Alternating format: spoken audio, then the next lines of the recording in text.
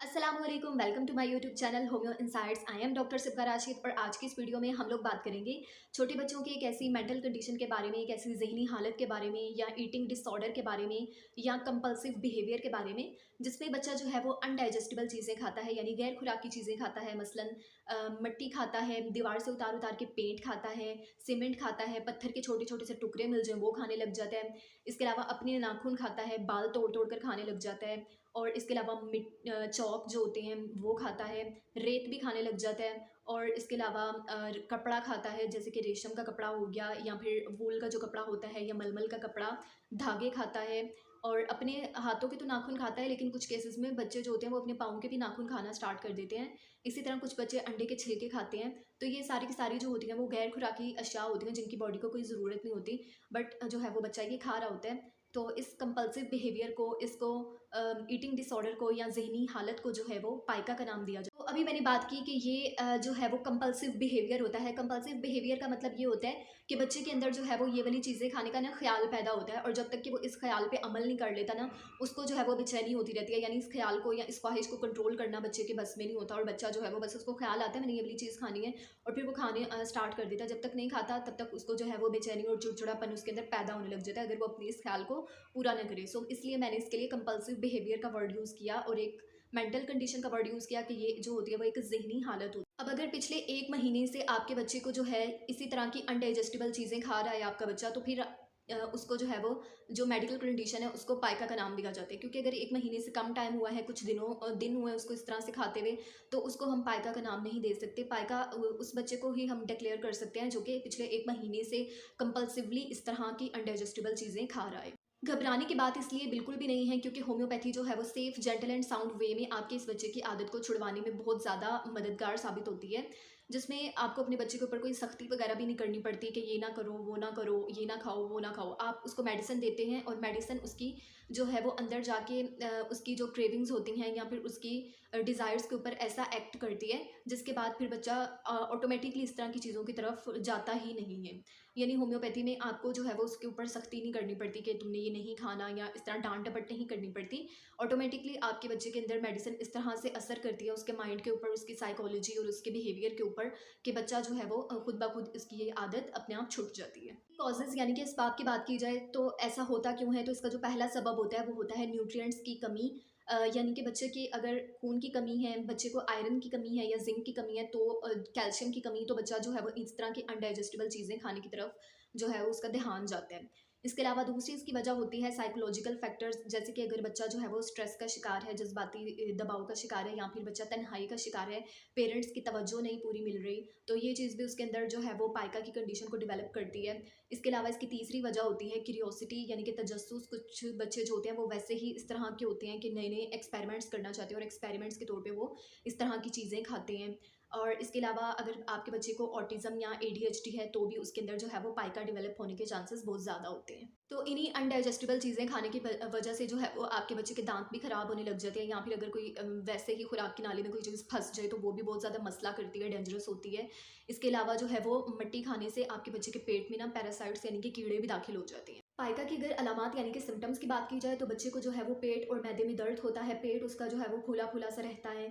इसके अलावा थकावट और कैल्शियम की कमी तो होती ही है, आयरन की कमी, और जो है इसकी वजह से थकावट का वो बहुत जल्दी शिकार हो जाता है। खाना पीना वो सही तरीके से नहीं करता।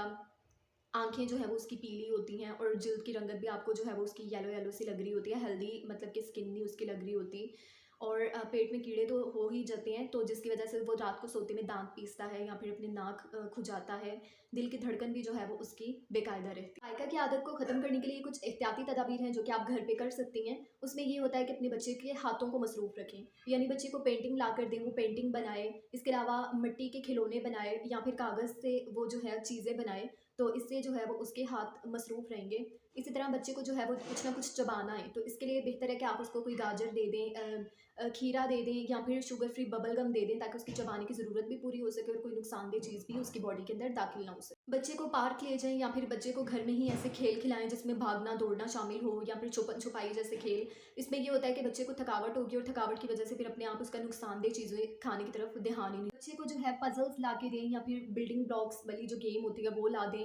इसके अलावा जो है बच्चे को सबक आमोज़ कहानियाँ सुनाएं ताकि बच्चे का फोकस बेहतर हो। बच्चा ऐसी गैर खुराकी अशिया छोड़ के कोई यानी कि बेनिफिशियल काम करे, कोई अच्छा काम करे, अच्छी सरगर्मी करे, तो फिर उसकी जो है वो आप तारीफ़ करें, उसको आप कोई छोटा-सा इनाम भी दें। अब आ जाती है इसकी होम्योपैथिक मैनेजमेंट के ऊपर। तो जैसे मैंने पहले बताया कि होम्योपैथी बिल्कुल सेफ़ वे में आपके बच्चे पे किसी किस्म की ज़बरदस्ती किए बगैर अंदर से ही उसकी बॉडी के अंदर जो है वो उसकी अवर्जन्स, उसकी क्रेविंग्स एंड उसकी डिज़ायर्स के ऊपर, उसकी साइकोलॉजी के ऊपर एक्ट करती है कि बच्चा अपने आप इस तरह की चीज़ें खाना छोड़ देते हैं। तो यहाँ पर जस्ट फॉर मैं अवेयरनेस आपको मेडिसिन्स बताऊँगी, क्योंकि आपको पता है मेडिसिन हमेशा इंडिविजुअलाइजेशन यानी कि इनफरादियत की बिना पर दी जाती है, और बहुत सारे पेशेंट्स होते हैं तो उनको कोई एक ही मेडिसिन नहीं दी जाती, बल्कि हर पेशेंट की मेडिसिन मुख्तलिफ होती है। एक मेडिसिन होती है कैलकेरिया कार्बोनिका, जो उन बच्चों को दी जाती है जिनके मसल्स जो होते हैं वो ढलके हुए होते हैं, बॉडी के सुस्त मिजाज होते हैं, ठंड बहुत जल्दी लग जाती है। इसके अलावा सर पे और गर्दन पे उनके पसीना आता है, और उनको जो है वो चीज़ें, इस तरह की गैर खुराकी चीज़ें चबाने की बस आदत होती है। मेनली ये उनकी कैल्शियम की कमी को पूरा करती है। इसकी एक मेडिसिन फेरम मेटालिकम भी होती है, जो बच्चे के आयरन लेवल्स को पूरा करती है, बच्चे के जो खून की कमी होती है उसको पूरा करती है, थकावट का जो बच्चे को एहसास रहता है। इसके अलावा बच्चा जो भी ये इस तरह की अनडाइजेस्टेबल चीज़ें खा रहा होता है तो आयरन की कमी को पूरा करती है, जिसकी वजह से फिर ये अनडाइजेस्टेबल चीज़ें खाने की जो आदत होती है वो अपने आप खत्म हो जाती है। एक मेडिसिन आर्सेनिकम एल्बम भी होती है, जिसमें बच्चे के अंदर पाइका जो होती है वो कंपल्सिव बिहेवियर की हद तक यानी कि डेवलप हुई हुई होती है।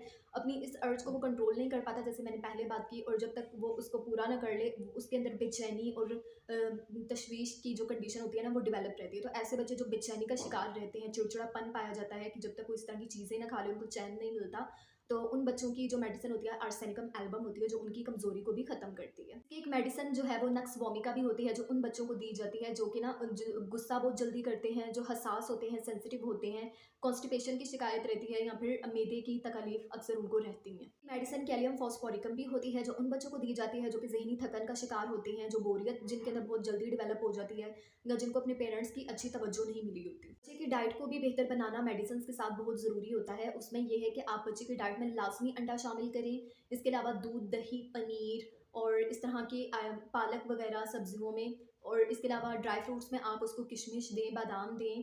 तो ये और इसके अलावा वॉलनट, तो ये सारी चीज़ें ऐसी होती हैं जो उसके कैल्शियम और आयरन के लेवल को मेंटेन करने में मदद देंगी, और आयरन की बेस्ट बॉडी के अंदर एब्जॉर्प्शन के लिए, या आयरन बॉडी का हिस्सा बने, तो उसके लिए ज़रूरी है कि आप उसको सिट्रस भी दें, यानी कि उसको माल्टा मौसम के मुताबिक इस तरह की जो होती हैं माल्टा या फिर नारंगी वगैरह, और इसके अलावा लेमन भी पानी में निचोड़ के और हनी के साथ आप दे सकती हैं।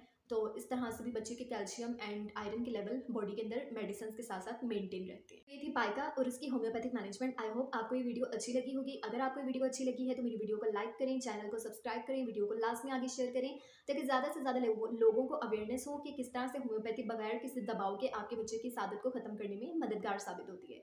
तो वीडियो को लास्ट तक देखने का आपका बहुत शुक्रिया।